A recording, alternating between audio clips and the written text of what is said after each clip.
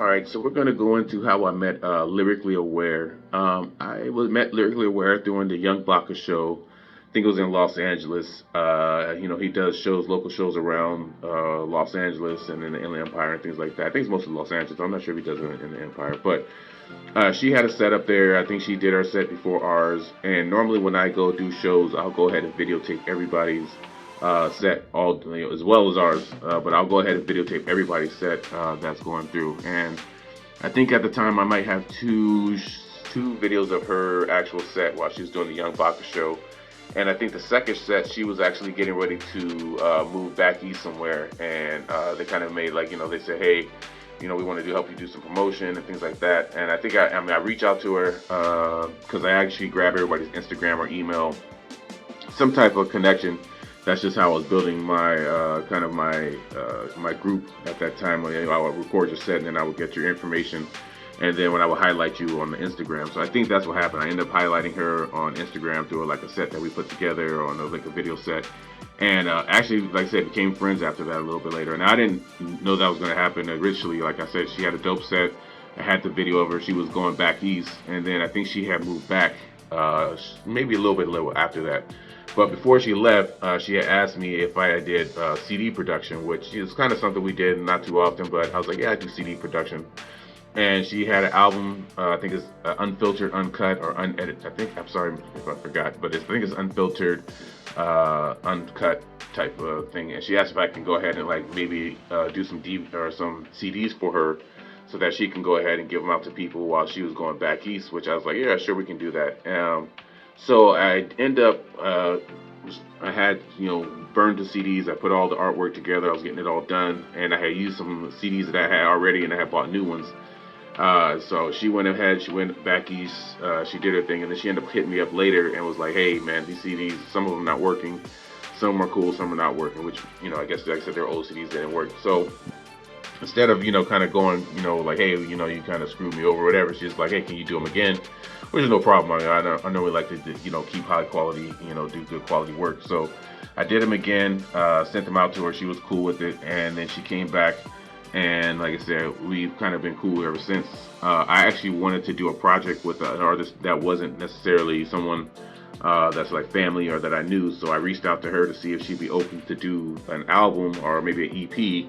And she was, when we started recording that, and like I said, even got a little bit more in depth of like talking and just more friendship and things like that.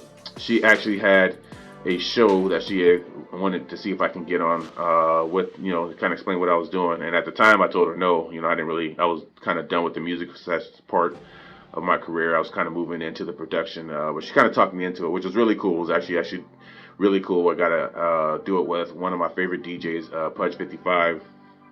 We asked the questions. We had a good time. And then I can't explain enough, or like, just show how like grateful I am for her, because like I said, we post anything on the Kayatick, she'll share it, she'll actually go put it to her audience. And we wanted to get her in on the independent as well, because I thought, she's a real lyricist. You see her still performing to this day. You see her always putting out music. She adds a lot of music into her, her story, her Instagram, like, her just across all her platforms, just her music.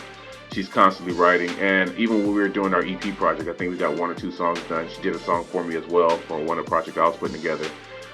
Even when she was that, you would see her writing in the studio. She would go into the booth, and I would see her rap, and you could tell there's a lot of passion as far as being a lyricist and being a musician.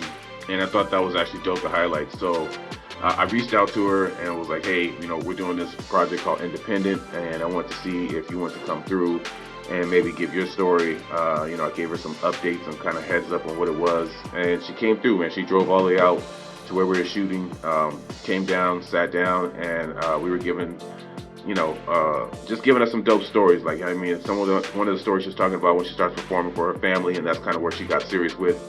She had a group with her family, and then she started doing music for them, and that's what kind of ignited her independent artistry. I thought it was super dope to highlight, like I said, especially as a lyricist, as an MC.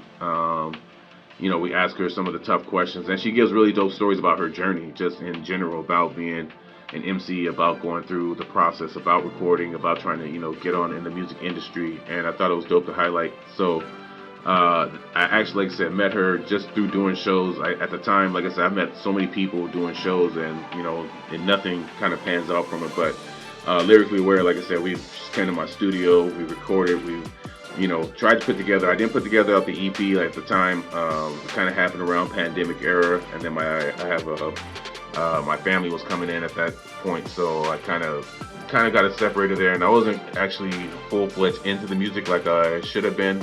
But she's got some dope lyrics, like I said, and she was all game to let me go ahead and make a project for her, which still might happen in the future, whatever. But I just thought, let's highlight her independent history and what she does as a artist. And I think she's episode 4, and gives really dope, highs and lows, and just her experiences being an artist in general. So check out her, Lyrically Aware, super dope artist, on independent and our docuseries. And yeah, that's just it.